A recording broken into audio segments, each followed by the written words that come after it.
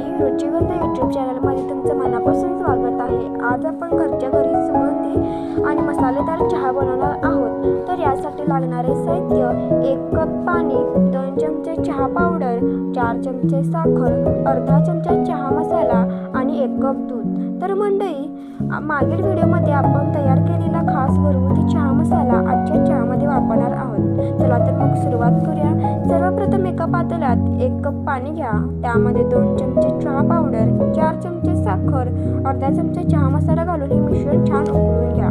जर तुम्ही 1 कप चहा करणार असाल तर पाव चमचा म्हणजे अर्ध्या चमच्याला थोडी कमी चहा मसाला घ्या। यानंतर 1 कप दूध घाला आणि पुन्हा एकदा उकळी येऊ द्या।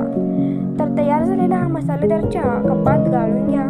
तुम्हीही हा मसालेदार चहा करून बघा आणि तुमचा अनुभव कमेंटमध्ये नक्की सांगा। व्हिडिओ आवडला असेल तर लाईक करा, शेअर करा, कमेंट्स करा आणि अशा स्वादिष्ट रेसिपींसाठी सबस्क्राईब करायला विसरू नका। बाय।